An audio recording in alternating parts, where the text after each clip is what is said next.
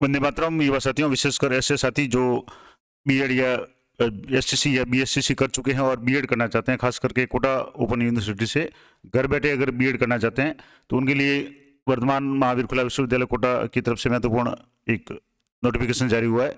बहुत ही golden chance है कि आप घर बैठे बीएड कर सकते हैं। क्या योग्यता रहेगी, कौन कौन फॉर्म भर सकते हैं, किस तरीके का शुल्क रहेगा और अनुभव या शिक्षण अध्ययन प्रमाण पत्र जो भी है वो आपको किस तरीके से अपलोड करना है, कैसा फॉर्मेट होगा, सारी जानकारी मैं आपको दूंगा। तो और खास करके जो साथी एसएससी करके अगर गवर्नमेंट जॉब में लगे हैं या प्राइवेट किसी स्कूल में भी अध्यापन कर रहे हैं और वो बीएड करना चाहते हैं तो उनके लिए गोल्डन चांस है। तो सबसे पहले तो मैं आपको बता दूं कि ये पूरा प्रोसेस क्या रहेगा या कैसे आपको करना है। तो यहाँ से जैसे आप यहाँ मैं थोड़ा सा आपको बता देता हूँ। यहाँ जैसे आप जाएंगे कोटा ओपन यूनिवर्सिटी की जो मेन वेबसाइट है इस पे जाएंगे तो यहाँ आपके सामने जो फर्स्ट ऑप्शन है शुरू में ही जो इंपॉर्टेंट अनाउंसमेंट है उसमें लिखा हुआ है बीएड 2024-25 एडमिशन प्रोस्पेक्टस। यहाँ आप जैसे क्लिक करेंगे तो आपके सामने जो प्रोस्पेक्टस खुलेगा, यहाँ से आपको ये पीडीएफ ग्रुप में प्रोस्पेक्टस खुलेगा। ये पीडीएफ आप डाउनलोड कर लें और पूरा डिटेल में मैं आपको बताऊंगा। इसके बाद में इसी वीडियो में आपको बताऊंगा कि आपको ऑनलाइन अप्लाई भी कैसे करना है, वो भी मैं आपको बता दूंगा। तो जैसे ये नोटिफिकेशन डाउनलोड करेंगे तो इस तरीके का नोटिफिकेशन है, वर्तमान खुला महाविद्यालय। इसमें जैसे शिक्षा में स्नातक यानी बीएड पाठ्यक्रम 2024-25 के लिए दूरस्थ शिक्षा द्वारा द्विवर्षीय कार्यक्रम यानी 2 वर्ष का जो कार्यक्रम होगा। अब इसमें इंपॉर्टेंट बात है कि ये फॉर्म है इसके ऑनलाइन ही भरे जाएंगे, किसी भी स्थिति में ऑफलाइन या हार्ड कॉपी स्वीकार नहीं की जाएगी। यानी आपको कहीं भी कोई भी डॉक्यूमेंट भेजने की आवश्यकता नहीं है। आप घर बैठे अपने लैपटॉप कंप्यूटर से या ई मित्र से जाकर के अपना फॉर्म भर सकते हैं। अब इसके संबंध में जो स्नातक बीएड के संबंध में जो मान्यता प्राप्त आदेश है वो भी है कि ये पाठ्यक्रम है राष्ट्रीय अध्यापक परिषद नई दिल्ली के उत्तर क्षेत्रीय जो एनआरसी एनसीटी जयपुर से मान्यता प्राप्त है। इसके क्रमांक वगैरह भी ये दिए हुए हैं और यूजीसी ने भी इसको मान्यता दी हुई है। और इसमें कुल जो पाठ्यक्रम में कुल सीटों की संख्या 500 है। तो आराम से आपका नंबर आ जाएगा अगर आप इसमें कोई मेरिट वगैरह भी नहीं बनेगी। अब इसमें ये जो इसकी मान्यता के संबंध में ये दिए हुए। अब यहाँ सबसे इंपॉर्टेंट बात कि बीएड पाठ्यक्रम के संचालन के तो एनसीटी की जो भी मान्यता है उसका ये आदेश भी यहाँ दिया हुआ है। ये भी आप अगर चाहे तो देख सकते हैं। अब इम्पोर्टेंट बात की किस तरीके से फॉर्म भरना है, क्या क्या पात्रता रहेगी, ये सारी जानकारी इसमें दी हुई है। तो पहले है कि बीएड प्रवेश परीक्षा जो प्रवेश का जो आवेदन है केवल ऑनलाइन भरा जाएगा, ऑफलाइन किसी भी स्थिति में स्वीकार नहीं किया जाएगा।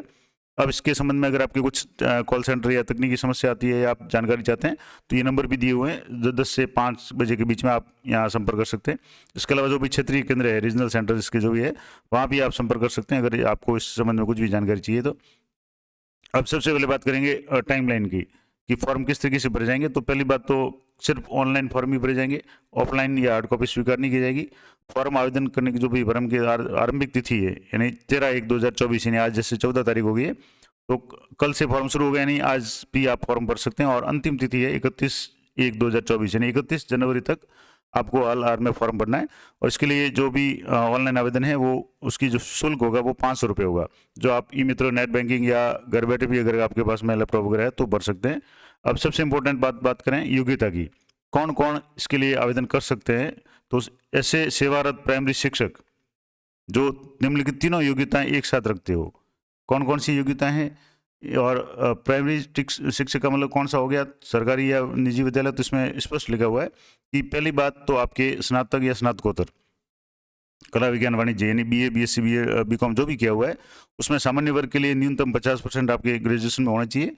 और अगर बीटेक स्नातक है विज्ञान गणित विशेषज्ञ के साथ में तो सामान्य वर्ग के लिए न्यूनतम 55% होना चाहिए। इसके अलावा जो भी अन्य एसटी एससी ओबीसी या अति पिछड़ा वर्ग नॉन क्रीमी लेयर है, दिव्यांग है, विधवा है, तलाकशुदा महिला है, उनको 5% की छूट है। यानी जैसे यहाँ 55 है तो यहाँ 50 हो जाएगा और यहाँ 50 है सामान्य जो है इसमें 45% तक यानी 5% की इनको छूट है। तो अगर आपके इस रिजर्व कैटेगरी से एसटी एससी ओबीसी या नॉन क्रीमी लेयर महिला विधवा या तलाकशुदा महिला में या दिव्यांग श्रेणी में है तो आपको 45% आपके ग्रेजुएशन में होना जरूरी है। ये पहली योग्यता हो गई। दूसरी योग्यता की उन्होंने नियमित रूप से बीएसटीसी या जो अभी डीएलएड कही जाती है इत्यादि के समकक्ष द्विवर्षीय प्राइमरी अध्यापक शिक्षण प्रशिक्षण कार्यक्रम जो एनसीटी से मान्यता प्राप्त हो उत्तीर्ण किया हो। यानी पहली बात तो आप ग्रेजुएट होने चाहिए जिसमें आपके न्यूनतम 50%, कैटेगरी आपकी है कोई विशेष तो आपको 45%। उसके बाद में दूसरी जो योग्यता है वो आपके पास में बीएसटीसी या डीएलएड ये होनी जरूरी है, वही आवेदन कर सकते हैं जो बीएससी या डीएलएड कर चुके हैं। तीसरा जो इसकी योग्यता जो है इसमें है कि किसी राजकीय या गैर मान्यता प्राप्त विद्यालय में चाहे आप गवर्नमेंट स्कूल में लगे हुए हो या प्राइवेट स्कूल में। वर्तमान में आप प्राइमरी कक्षाओं में 1 से 5 तक या 1 से 8 तक पढ़ाने वाले अध्यापक हो, यानी वर्तमान में, क्योंकि इसमें जो भी अध्यापन सर्टिफिकेट है वो देना पड़ेगा। तो आप वर्तमान में किसी भी विद्यालय में पढ़ा रहे हो, ये जरूरी है। आप कितना साल से पढ़ा रहे हैं इसका अभी इसमें कोई क्राइटेरिया नहीं है।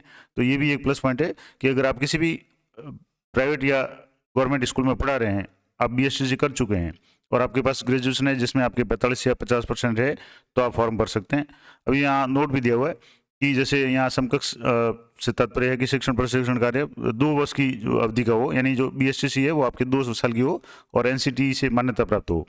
और यहाँ जैसे ये भी लिखा हुआ है कि पाठ्यक्रम के आधार पर जिससे कम अवधि का कोई पाठ्यक्रम है जिसके प्रार्थी को तृतीय श्रेणी अध्यापक नियुक्ति दे दी हो, तो वो भी ये भी दावा नहीं किया जा सकता कि वह शिक्षण प्रशिक्षण 2 वर्षीय BSc या DLED के समकक्ष है।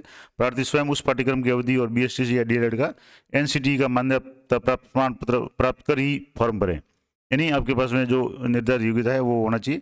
और जब आपका चयन हो जाएगा तो आपकी काउंसलिंग हो जाएगी, डॉक्यूमेंट चेक हो गए, उस समय आपको जो भी डॉक्यूमेंट है वो आपको वहाँ शो करने पड़ेंगे, जैसे BSc का मार्कलिस्ट सर्टिफिकेट वगैरह जो भी है।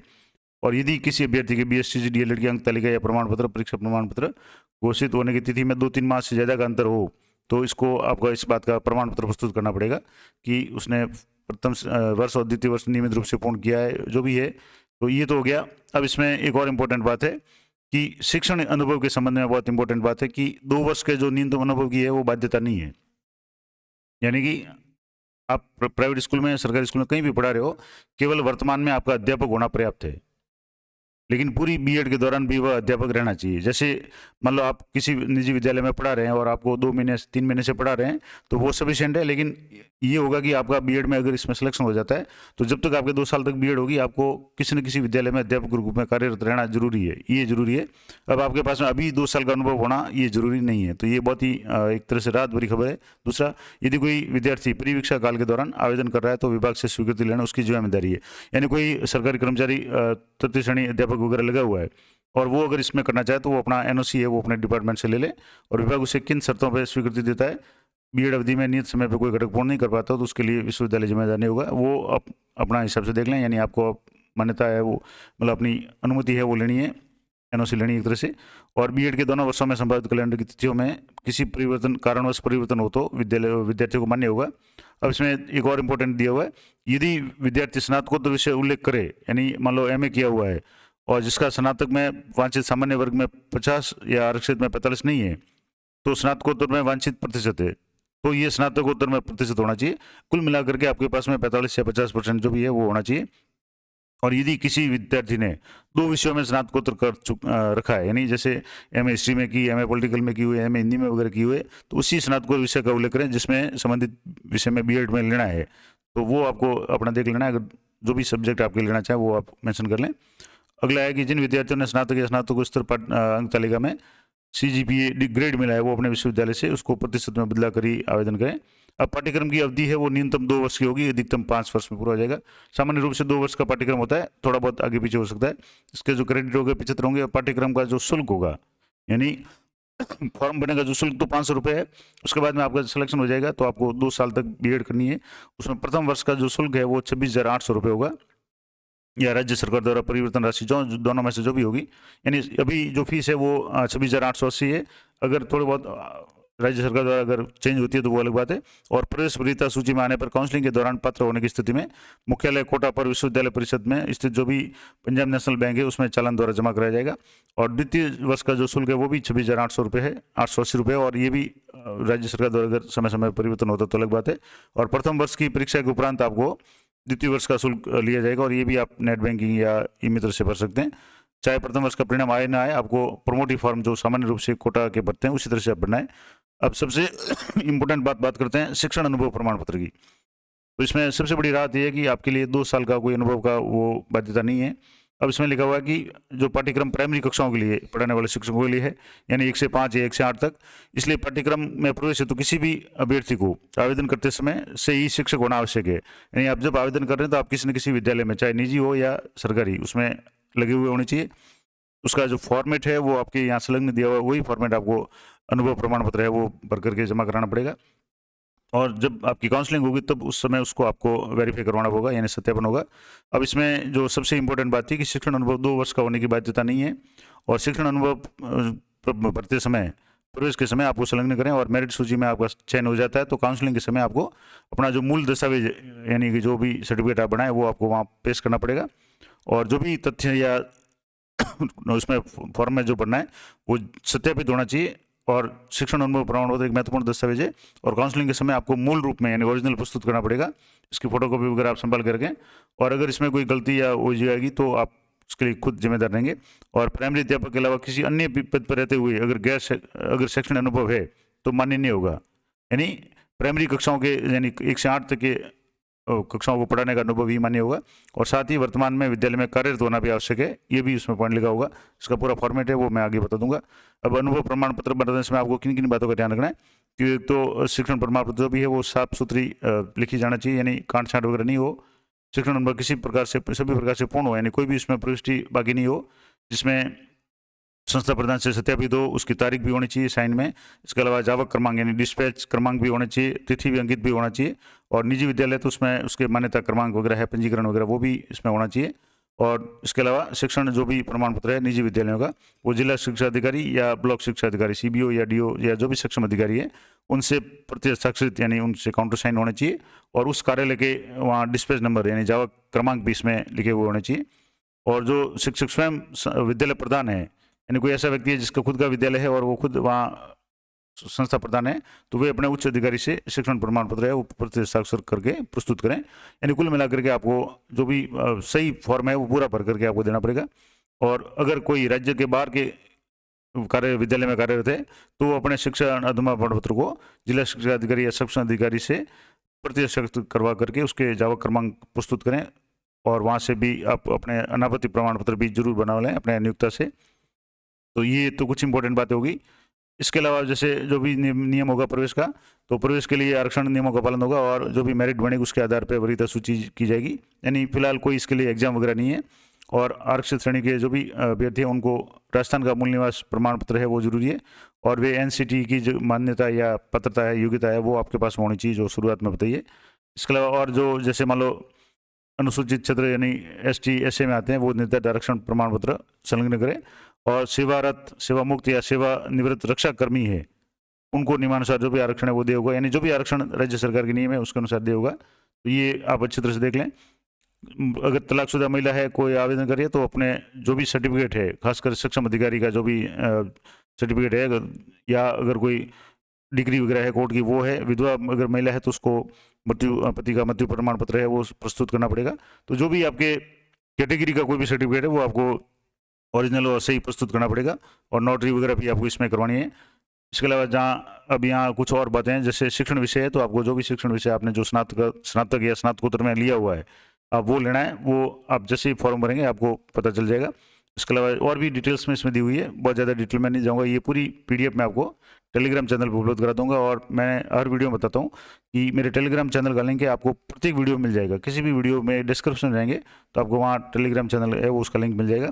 तो ये पूरी जानकारी थी फॉर्म भरने के संबंध में। अब आपके जो खास करके इसमें पाठ्यक्रम होगा उसमें मेरिट निर्धारित किस तरीके से होगा, तो B.Ed कार्यक्रम जनवरी 2024 में वरीयता सूची के लिए मेरिट के जो भी नियम होंगे वो किस तरीके से होंगे। तो पहले तो UG में प्राप्त प्रतिशत को आधार बनाकर मेरिट बनाया जाएगा, यानी आपके ग्रेजुएशन में कितने परसेंटेज है वो गिने जाएंगे। और UG में अगर समान परसेंटेज तो आपके 12वीं में परसेंटेज है वो मान्य किए जाएंगे। और 12वीं में अगर समान परसेंटेज है तो 10वीं के परसेंट मान्य किए जाएंगे। और 10वीं में अगर समान है तो आपके शिक्षण अनुभव कितना है वो मान्य किया जाएगा। और शिक्षण अनुभव में समानता होने पर अधिक उम्र वाले को मान्य किया जाएगा। तो ये तो सबसे ज़्यादा इंपॉर्टेंट इसमें है वो आपके ग्रेजुएशन के परसेंटेज, यानी BA BSc BCom वगैरह है उसके परसेंटेज के बाद उसको सबसे ज़्यादा वरीयता है उसी के आधार पर मेरिट बनेगी। और अगर 2 कैंडिडेट ऐसे हैं जिनके BA में सेम परसेंटेज है तो 12वीं के परसेंटेज के आधार पर उसको वरीयता तय की जाएगी। अब आपको इसके साथ कौन कौन से डॉक्यूमेंट अपलोड करने पड़ेंगे या कौन कौन से डॉक्यूमेंट काउंसलिंग के समय चाहिए, तो एक तो राजस्थान का डोमिसाइल प्रमाण पत्र यानी राजस्थान का मूल निवास आपके पास होना चाहिए। BSCC आप कर चुके हैं, ये मार्कलिस्ट सर्टिफिकेट जो भी है आपके होना चाहिए। 10वीं की सर्टिफिकेट, 12वीं का सर्टिफिकेट, डेट ऑफ बर्थ वगैरह के लिए 10वीं का सर्टिफिकेट, BA की मार्कलिस्ट क्योंकि आपके इसमें BA है वो योग्यता है, MA की मार्कलिस्ट अगर आप MA कर चुके हैं तो, आयु प्रमाण पत्र और शिक्षण अनुभव प्रमाण पत्र जो विश्वविद्यालय के द्वारा जो फॉर्मेट दिया हुआ उसी में आपके होना चाहिए। और जाति प्रमाण पत्र जो आपके SC SC OBC general criminal जो भी है जहाँ आयु की सीमा है तो 1 साल से पूर्व का नहीं होना चाहिए। और अगर आप सेवारत सेवा मुक्त है तो रक्षाकर्मी है तो उसका प्रमाण पत्र, कश्मीरी विस्थापित है तो उसका प्रमाण पत्र, और अगर आप महिला होकर के किसी विशेष कैटेगरी में आवेदन कर रही है जैसे तलाकशुदा महिला, विधवा महिला, तो सक्षम अधिकारी द्वारा जो भी, जैसे तलाकशुदा महिला के मामले में न्यायालय द्वारा जो भी डिक्री है, विधवा महिला के मामले में पति की मृत्यु का जो प्रमाण पत्र है नगर पालिका या पंचायत के द्वारा जो भी जारी होता है वो संलग्न करना है। अगर आप विकलांग हैं तो आपके जो डिस्ट्रिक्ट CMHO या जो भी मेडिकल बोर्ड वगैरह है उससे संबंधित जो भी सर्टिफिकेट है वो आपको देना पड़ेगा। और जो भी जानकारी आप फॉर्म में भरेंगे उसमें सुधार नहीं हो पाएगा तो आप ध्यान से फॉर्म भरें। अब सबसे इंपॉर्टेंट बात करेंगे, शिक्षण अनुभव प्रमाण पत्र आपको किस तरीके से बनाना है। तो सबसे पहले तो आप जिस विद्यालय में अध्यापन करवा रहे हैं, चाहे निजी हो या सरकारी, उसमें आपके यहाँ डिस्पैच नंबर आ जाएंगे, जावक क्रमांक आ जाएंगे, दिनांक आ जाएगी किस तारीख को ये प्रमाण पत्र जारी किया जा रहा है। तो उसमें प्रमाणित किया जा रहा है कि सुश्री श्रीमती, यानी आपका नाम, जो भी फॉर्म भर रहे हैं, पिता का नाम, विद्यालय का नाम, दिनांक और कब तारीख से किस तारीख तक किस पद पे कार्य कर रहे हैं, जैसे प्राइमरी शिक्षक के रूप में कार्य कर रहे हैं, स्थायी कर रहे हैं, अस्थायी है, परिवीक्षा पे है, यानी प्रोबेशनर वगैरह कोई भी फॉर्म भर सकता है। और जिसमें 1 से 8 तक आप अध्यापन करवाते हो, आपका जो वेतन श्रृंखला है वो कितनी है और कुल वार्षिक आय कितनी प्राप्त कर रहे हैं वो भी आपको यहाँ लिखना है। उसके बाद में इसमें जो भी लागू हो, दोनों में से एक लागू होगा। अगर आप राजकीय विद्यालय में है या राज्य के द्वारा संचालित विद्यालय में तो आपको ये इस पर क्लिक करना है, राइट का निशान। और अगर आप प्राइवेट स्कूल में हैं, गैर राजकीय विद्यालय यानी निजी में है, तो आपको यहाँ राइट करके यहाँ आपको जो भी आपके विद्यालय जहाँ भी आप अध्यापन करवा रहे हैं वहाँ उस विद्यालय की मान्यता के क्रमांक और तारीख लिखनी है। उसके बाद में सक्षम अधिकारी जो संस्था प्रधान है उसके साइन होंगे। उसके बाद में प्रत्यक्ष हस्ताक्षर जिला शिक्षा अधिकारी या CBO या जो भी सक्षम अधिकारी है उनके साइन होंगे। और यहाँ से आपको वहाँ के डिस्पैच नंबर जरूर लगवाने हैं, जहाँ भी आप काउंटर साइन करवाएं वहाँ के डिस्पैच नंबर जरूर लगाएं। इसके अलावा गैर राजकीय विद्यालय और राजस्थान राज्य से बाहर के विद्यार्थियों के लिए प्रत्यक्ष हस्ताक्षर करवाएं, और वे अभ्यर्थी जो स्वयं संस्था प्रधान है वो भी अपने उच्च अधिकारी से हस्ताक्षर करवाएं। इसके बाद में ये जो है कि आवेदनकर्ता के लिए आवश्यक है कि वो फॉर्म भरते समय भी किसी विद्यालय में पढ़ा रहे हो, और जब तक आपकी B.Ed पूरी नहीं हो जाती, 2-3 साल जो भी समय लगता है, तब भी आपको अध्यापक के रूप में कार्यरत होना जरूरी है। इसके अलावा जो भी सूचनाएं दी हुई है वो आपको निर्धारित फॉर्मेट में देनी है। खास करके जो अनुभव प्रमाण पत्र है वो आप मूल हस्ताक्षर किया हुआ होना चाहिए, उसकी फोटोकॉपी नहीं चलेगी क्योंकि आपके काउंसलिंग में उसको देखा जाएगा। और अगर आप एक से अधिक विद्यालय में कार्यरत रहे हैं तो आप अलग अलग प्रमाण पत्र बना करके संलग्न कर सकते हैं। और क्योंकि इसमें वैसे भी कोई समय की बाध्यता नहीं है कि 2 साल का अनुभव वगैरह वो नहीं है, तो आप अपने हिसाब से देख लें। और जो भी प्रमाण पत्र प्रस्तुत करें वो आप प्रत्यक्ष हस्ताक्षरित अपने उच्च अधिकारियों से जरूर करवाएं। तो ये तो पूरी जानकारी थी। ये शिक्षण अनुभव प्रमाण पत्र इसी फॉर्मेट में आपको जमा कराना है, ये ध्यान रखें, इसी का आप प्रिंट ले लें। अब इसके बाद में अगर आप ऑनलाइन आवेदन करना चाहते हैं तो कैसे करेंगे। तो यहाँ से, जैसे यहाँ जो मेन साइट है, जैसे मैं आपको बता दूँ, यहाँ से जैसे आप ये होम पेज पे इसके जाएंगे, कोटा यूनिवर्सिटी की जो मेन साइट है, यहाँ पे आपको जाने के बाद में ये तो आपको यहाँ सबसे पहले नोटिफिकेशन मिल जाएगा B.Ed 2024-25। उसके बाद में यहाँ से आप जो नीचे स्क्रॉल करेंगे तो यहाँ अप्लाई ऑनलाइन, इस पर आपको क्लिक करना है।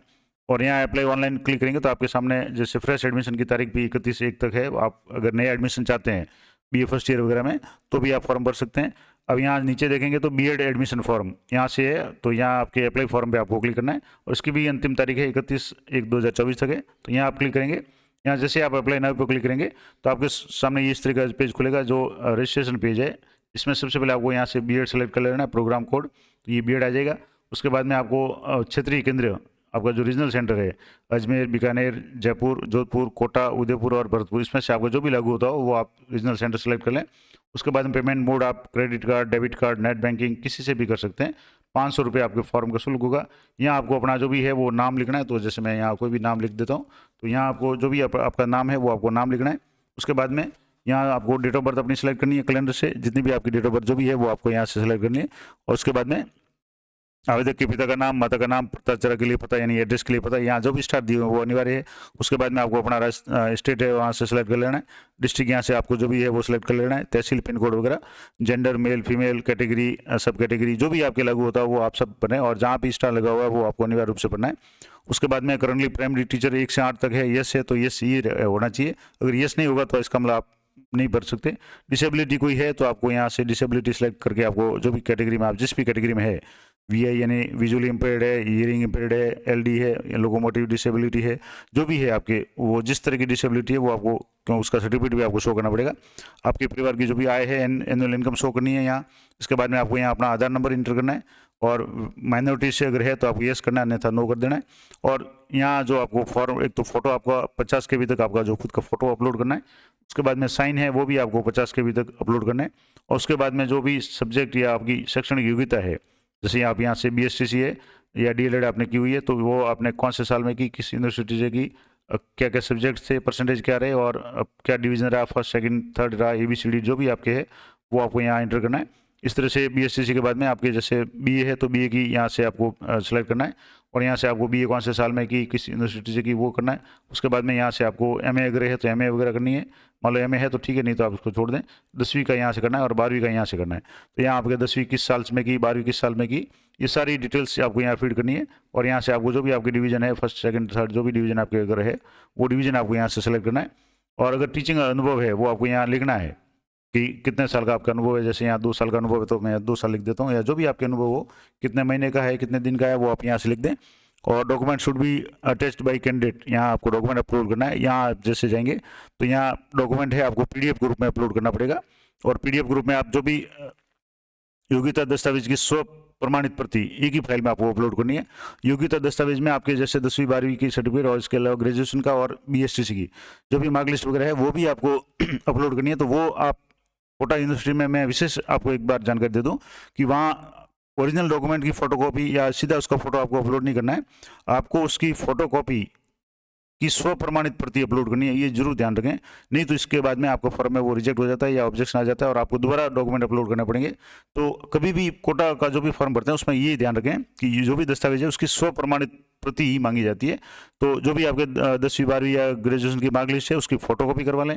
फोटोकॉपी करने के बाद में आप उस पर खुद के साइन कर लें, स्व प्रमाणित कर लें और उसके बाद में उसका PDF बना करके आपको अपलोड करना है। उसके बाद में यहाँ जो अंडरटेकिंग है इस पर आपको राइट क्लिक करना है। तो और इसके बाद में जो भी सर्टिफिकेट वगैरह है वो आपको यहाँ से ये सारे सेलेक्ट करने के बाद में यहाँ से आपको सबमिट करना है। सबमिट में आपको चेक लिस्ट में क्या क्या करना है, BSTC की मार्कलिस्ट अपलोड करनी है, BA की करनी है, MA की करनी है, 10वीं की करनी है, 12वीं की करनी है। टीचिंग अनुभव जो फॉर्मेट दिया हुआ उसी में आपको अपलोड करना है। डेट ऑफ बर्थ सर्टिफिकेट के लिए आप 10वीं की मार्कलिस्ट कर सकते हैं। कास्ट सर्टिफिकेट आपका अगर EWS है, SC ST OBC या क्रिमिनल है, नॉन क्रिमिनल जो भी है वो आपको करना है। वीडियो डाइवर्सिटी कैटेगरी है तो सर्टिफिकेट अपलोड करना है। PWD यानी आप दिव्यांग श्रेणी में है तो आपको सर्टिफिकेट अपलोड करना है। आर्मी पर्सनल यानी सेवा से संबंधित कार्मिक है तो वो आपको सर्टिफिकेट अपलोड करना है। और राजस्थान का मूल निवास, ये डॉक्यूमेंट जो भी आपके लागू होते हैं वो सारे आपको यहाँ इसमें जरूरत पड़ेगी, तो वो आप PDF ग्रुप में बना करके यहाँ अपलोड कर लें। तो ये महत्वपूर्ण जानकारी थी। पूरा मैंने आपको प्रोसेस बता दिया, फॉर्म किस तरीके से भरे जाएंगे, किस तारीख तक भरे जाएंगे, शिक्षण अनुभव का प्रमाण पत्र कितना होगा, सारी जानकारी मैंने आपको बता दी। तो जो भी साथी खास करके जो प्राइवेट स्कूल या सरकारी स्कूल में BSCC करके लगे हुए हैं, अभी अध्यापन करवा रहे हैं और वो अगर B.Ed करना चाहते हैं, क्योंकि आपको पता है B.Ed के बाद में आपके करियर के आगे के ऑप्शन है वो शुरू हो जाते हैं। जैसे मान लो B.Ed करने के बाद में आप वरिष्ठ अध्यापक के लिए पात्र हो जाते हैं, या अगर आपने पोस्ट ग्रेजुएशन किया और B.Ed करने के बाद में आप फर्स्ट ग्रेड के लिए भी पात्र हो जाते हैं। तो आप अगर B.Ed करना चाहते हैं तो ये कोटा ओपन यूनिवर्सिटी की तरफ से कोई इसमें सिर्फ मेरिट बनेगी, कोई प्रवेश परीक्षा नहीं होगी और आसानी से आपका नंबर आ जाएगा अगर आपके ग्रेजुएशन में अच्छे परसेंटेज है तो इसकी जो आवेदन है वो शुरू हो चुके हैं, मैंने प्रोसेस भी बता दिया। और 31/1/24 तक आपको, यानी 31 जनवरी तक आपको अनिवार्य रूप से ये भरना है। ये पूरी जानकारी थी। इसी तरह से जो भी लेटेस्ट अपडेट जानकारी होती है वो मैं चैनल पे वीडियो बना करके देता रहता हूँ। और भी कोई अपडेट जानकारी होती है तो मैं अपने कम्युनिटी टैब पे भी दे देता हूँ। इसके अलावा पे मैनेज से संबंधित, साला दर्पण से संबंधित, इनकम टैक्स से संबंधित, SNS से संबंधित प्रत्येक टॉपिक पे मैंने टॉपिक वाइज वीडियो बना रखे हैं, उसकी प्लेलिस्ट बना रखी है। और अगर आपके आसपास में कोई भी स्टूडेंट है जो कक्षा 12 में हो और पॉलिटिकल साइंस उसका विषय हो, उसके संबंध में मैंने क्विक रिवीजन के बहुत शानदार वीडियो बना रखे हैं, जिनमें से लगभग पिछले 2 सालों से 100% प्रश्न आ रहे हैं। तो वो भी उनको जरूर शेयर करें।